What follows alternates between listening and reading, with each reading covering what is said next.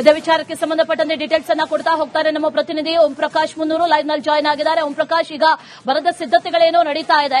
ಸಂಜೆ ಅಷ್ಟೊತ್ತಿಗೆ ಈಗ ಪಥಸಂಚಲನ ಆರಂಭ ಆಗುತ್ತೆ. ಭದ್ರತೆ ಯಾವ ರೀತಿಯಾಗಿ ಮಾಡಿದ್ದಾರೆ, ಅದರ ಜೊತೆಯಲ್ಲಿ ಈಗ ಕೊನೆ ಕ್ಷಣದ ಸಿದ್ಧತೆಗಳನ್ನ ಯಾವ ರೀತಿಯಾಗಿ ಮಾಡಿಕೊಳ್ಳಲಾಗ್ತಾ ಇದೆ?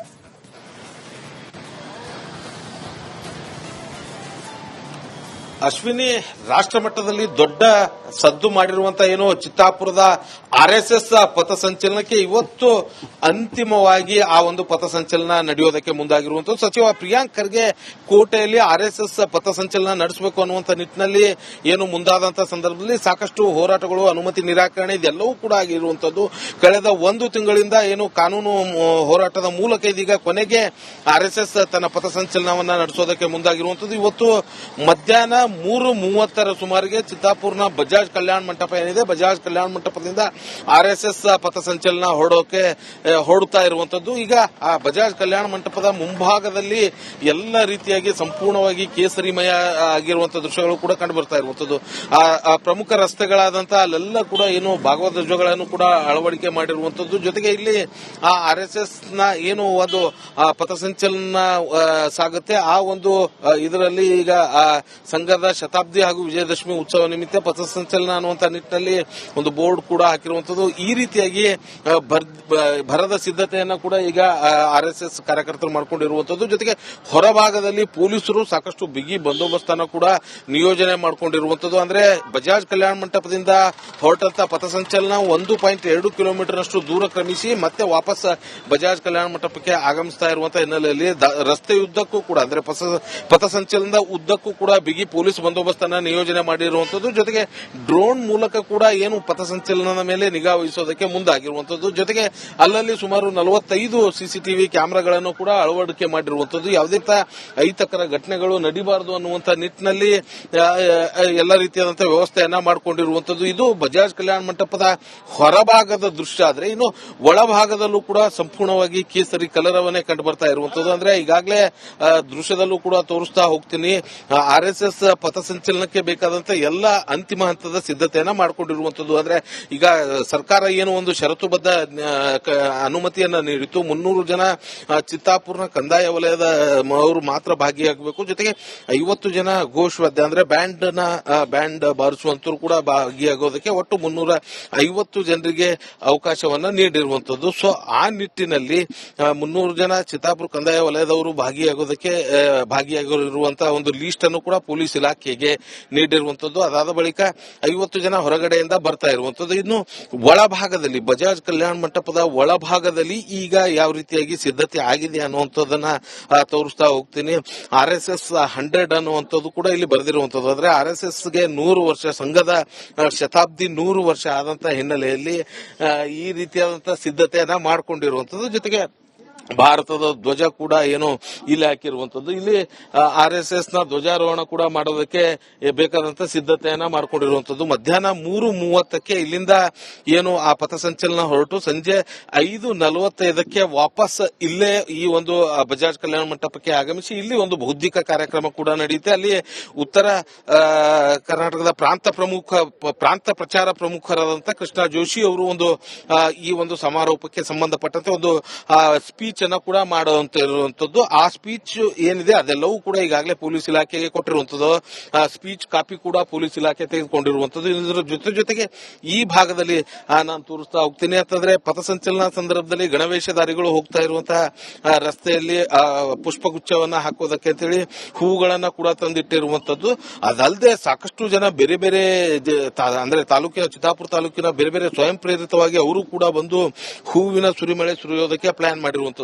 ಸಚಿವ ಪ್ರಿಯಾಂಕ್ ಖರ್ಗೆ ಅವರ ಕ್ಷೇತ್ರ, ಅದು ಸ್ವಕ್ಷೇತ್ರ ಚಿತ್ತಾಪುರದಲ್ಲಿ ಆರ್ಎಸ್ಎಸ್ ಪಥಸಂಚಲನ ಇದೀಗ ಅದ್ದೂರಿಯಾಗಿ ಆ ಕಾರ್ಯಕರ್ತರು ಮಾಡೋದಕ್ಕೆ ಸಿದ್ಧತೆಯನ್ನ ಮಾಡಿಕೊಂಡಿರುವಂತದ್ದು. ಮತ್ತೊಂದು ಕಡೆ ಪೊಲೀಸ್ ಇಲಾಖೆ ಏನಿದೆ ಅದು ಬಹಳ ಬಂದೋಬಸ್ತನ್ನ ನಿಯೋಜನೆ ಮಾಡಿರುವಂತದ್ದು. 1000ಕ್ಕೂ ಹೆಚ್ಚು ಪೊಲೀಸರು ಈ ಒಂದು ಬಂದೋಬಸ್ತಲ್ಲಿ ನಿಯೋಜನೆ ಮಾಡಿರುವಂತದ್ದು. ಒಟ್ಟಿನಲ್ಲಿ ಇಡೀ ಪಥಸಂಚಲನ ಕಾರ್ಯಕ್ರಮ ಏನಿದೆ ಅಂದ್ರೆ 2.5 ಗಂಟೆಯ ಪಥಸಂಚಲನ ಕಾರ್ಯಕ್ರಮವನ್ನ ಅತ್ಯಂತ ಶಾಂತಿಯುತವಾಗಿ ಯಶಸ್ವಿ ಮಾಡಿಕೊಡ್ಬೇಕು ತರಬೇಕು ಅನ್ನುವಂತ ನಿಟ್ಟಿನಲ್ಲಿ ಪೊಲೀಸ್ ಇಲಾಖೆ ಕೂಡ ಟೊಂಕ ಕಟ್ಟಿ ನಿಂತಿರುವಂತದ್ದು. ಜೊತೆಗೆ RSS ನವರು ಅಷ್ಟೇ ಅಚ್ಚುಕಟ್ಟಾಗಿ ಈ ಒಂದು ತಮ್ಮ ಪಥಸಂಚಲನ ಕಾರ್ಯಕ್ರಮ ಮುಗಿಸಬೇಕು ಅನ್ನುವಂತ ನಿಟ್ಟಿನಲ್ಲಿ ಇರುವಂತದ್ದು. ಒಟ್ಟಿನಲ್ಲಿ ಇವತ್ತಿನ ಏನು ಚಿತ್ತಾಪುರದಲ್ಲಿ ನಡೆಯುವಂತ ಈ ಒಂದು RSS ಪಥಸಂಚಲನ ರಾಜ್ಯ ಮತ್ತೆ ರಾಷ್ಟ್ರ ಮಟ್ಟದಲ್ಲಿ ದೊಡ್ಡ ಗಮನ ಸೆಳೆಯೋದಕ್ಕೆ ಮುಂದಾಗಿರುವಂತದ್ದು. ಅಶ್ವಿನಿ. ರೈಟ್. ಓಂ ಪ್ರಕಾಶ್ ಮುನ್ನೂರು, ಥ್ಯಾಂಕ್ ಯು ಡೀಟೇಲ್ಸ್ಗೆ.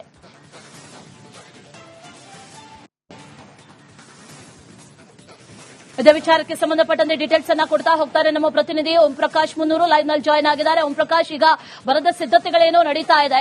ಸಂಜೆ ಹೊತ್ತಿಗೆ ಈಗ ಪಥಸಂಚಲನ ಆರಂಭ ಆಗುತ್ತೆ. ಭದ್ರತೆ ಯಾವ ರೀತಿಯಾಗಿ ಮಾಡಿದ್ದಾರೆ, ಅದರ ಜೊತೆಯಲ್ಲಿ ಈಗ ಕೊನೆ ಕ್ಷಣದ ಸಿದ್ಧತೆಗಳನ್ನ ಯಾವ ರೀತಿಯಾಗಿ ಮಾಡಿಕೊಳ್ಳಲಾಗ್ತಾ ಇದೆ?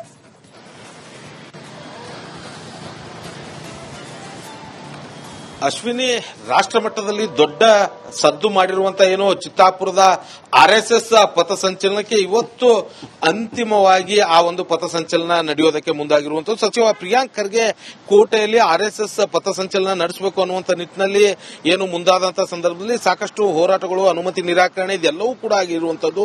ಕಳೆದ ಒಂದು ತಿಂಗಳಿಂದ ಏನು ಕಾನೂನು ಹೋರಾಟದ ಮೂಲಕ ಇದೀಗ ಕೊನೆಗೆ RSS ತನ್ನ ಪಥಸಂಚಲನವನ್ನ ನಡೆಸೋದಕ್ಕೆ ಮುಂದಾಗಿರುವಂತದ್ದು. ಇವತ್ತು ಮಧ್ಯಾಹ್ನ 3:30 ಸುಮಾರಿಗೆ ಚಿತ್ತಾಪುರ್ನ ಬಜಾಜ್ ಕಲ್ಯಾಣ ಮಂಟಪ ಏನಿದೆ, ಬಜಾಜ್ ಕಲ್ಯಾಣ ಮಂಟಪದಿಂದ RSS ಪಥಸಂಚಲನ ಹೊರಡುತ್ತಾ ಇರುವಂತದ್ದು. ಈಗ ಆ ಬಜಾಜ್ ಕಲ್ಯಾಣ ಮಂಟಪದ ಮುಂಭಾಗದಲ್ಲಿ ಎಲ್ಲ ರೀತಿಯಾಗಿ ಸಂಪೂರ್ಣವಾಗಿ ಕೇಸರಿಮಯ ಆಗಿರುವಂತಹ ದೃಶ್ಯಗಳು ಕೂಡ ಕಂಡು ಬರ್ತಾ ಇರುವಂತದ್ದು.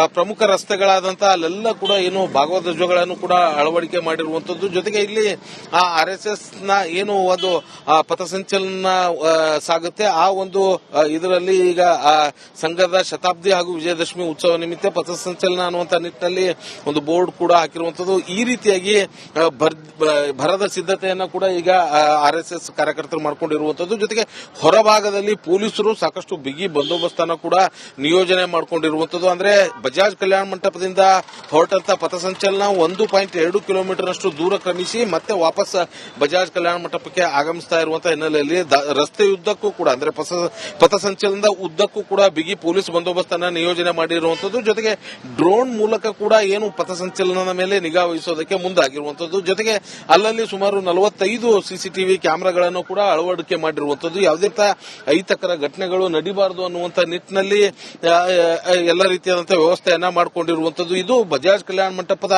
ಹೊರಭಾಗದ ದೃಶ್ಯ. ಆದ್ರೆ ಇನ್ನು ಒಳಭಾಗದಲ್ಲೂ ಕೂಡ ಸಂಪೂರ್ಣವಾಗಿ ಕೇಸರಿ ಕಲರವನ್ನೇ ಕಂಡು ಬರ್ತಾ ಇರುವಂತದ್ದು. ಅಂದ್ರೆ ಈಗಾಗಲೇ ದೃಶ್ಯದಲ್ಲೂ ಕೂಡ ತೋರಿಸ್ತಾ ಹೋಗ್ತೀನಿ, RSS ಪಥಸಂಚಲನಕ್ಕೆ ಬೇಕಾದಂತ ಎಲ್ಲ ಅಂತಿಮ ಹಂತದ ಸಿದ್ಧತೆಯನ್ನ ಮಾಡಿಕೊಂಡಿರುವಂತದ್ದು. ಅಂದ್ರೆ ಈಗ ಸರ್ಕಾರ ಏನು ಒಂದು ಷರತ್ತುಬದ್ಧ ಅನುಮತಿಯನ್ನ ನೀಡಿತ್ತು. 300 ಜನ ಚಿತ್ತಾಪುರ್ನ ಕಂದಾಯ ವಲಯದ ಅವರು ಮಾತ್ರ ಭಾಗಿಯಾಗಬೇಕು. ಜೊತೆಗೆ 50 ಜನ ಘೋಷವಾದ್ಯ ಅಂದ್ರೆ ಬ್ಯಾಂಡ್ ಬಾರಿಸುವಂತರು ಕೂಡ ಭಾಗಿಯಾಗೋದಕ್ಕೆ ಒಟ್ಟು 350 ಜನರಿಗೆ ಅವಕಾಶವನ್ನ ನೀಡಿರುವಂತದ್ದು. ಸೊ ಆ ನಿಟ್ಟಿನಲ್ಲಿ 300 ಜನ ಚಿತ್ತಾಪುರ ಕಂದಾಯ ವಲಯದವರು ಭಾಗಿಯಾಗಿರುವಂತಹ ಒಂದು ಲೀಸ್ಟ್ ಅನ್ನು ಕೂಡ ಪೊಲೀಸ್ ಇಲಾಖೆಗೆ ನೀಡಿರುವಂತದ್ದು. ಅದಾದ ಬಳಿಕ 50 ಜನ ಹೊರಗಡೆಯಿಂದ ಬರ್ತಾ ಇರುವಂತದ್ದು. ಇನ್ನು ಒಳಭಾಗದಲ್ಲಿ ಬಜಾಜ್ ಕಲ್ಯಾಣ ಮಂಟಪದ ಒಳಭಾಗದಲ್ಲಿ ಈಗ ಯಾವ ರೀತಿಯಾಗಿ ಸಿದ್ಧತೆ ಆಗಿದೆ ಅನ್ನುವಂಥದ್ದನ್ನ ತೋರಿಸ್ತಾ ಹೋಗ್ತೀನಿ.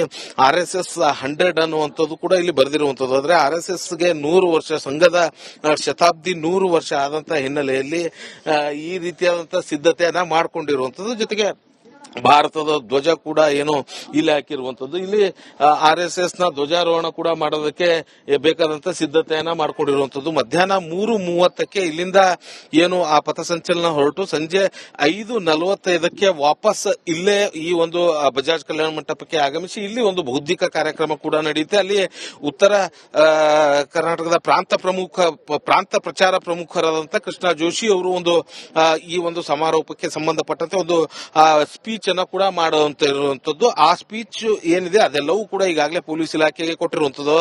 ಸ್ಪೀಚ್ ಕಾಪಿ ಕೂಡ ಪೊಲೀಸ್ ಇಲಾಖೆ ತೆಗೆದುಕೊಂಡಿರುವಂತದ್ದು. ಇದರ ಜೊತೆಗೆ ಈ ಭಾಗದಲ್ಲಿ ನಾನು ತೋರಿಸ್ತಾ ಹೋಗ್ತೀನಿ ಅಂತಂದ್ರೆ ಪಥಸಂಚಲನ ಸಂದರ್ಭದಲ್ಲಿ ಗಣವೇಷಧಾರಿಗಳು ಹೋಗ್ತಾ ಇರುವಂತಹ ರಸ್ತೆಯಲ್ಲಿ ಪುಷ್ಪಗುಚ್ಛವನ್ನ ಹಾಕೋದಕ್ಕೆ ಅಂತೇಳಿ ಹೂಗಳನ್ನ ಕೂಡ ತಂದಿಟ್ಟಿರುವಂತದ್ದು.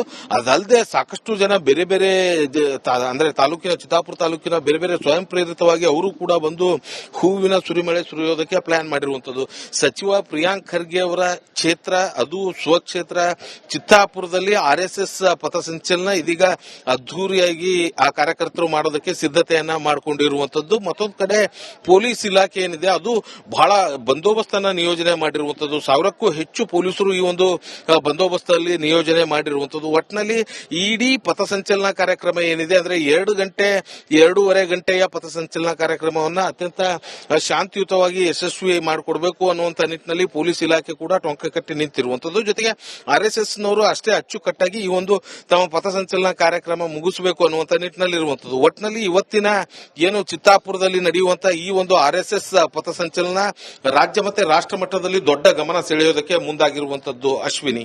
ರೈಟ್, ಓಂ ಪ್ರಕಾಶ್ ಮುನ್ನೂರು, ಥ್ಯಾಂಕ್ ಯು ಡೀಟೇಲ್ಸ್ಗೆ.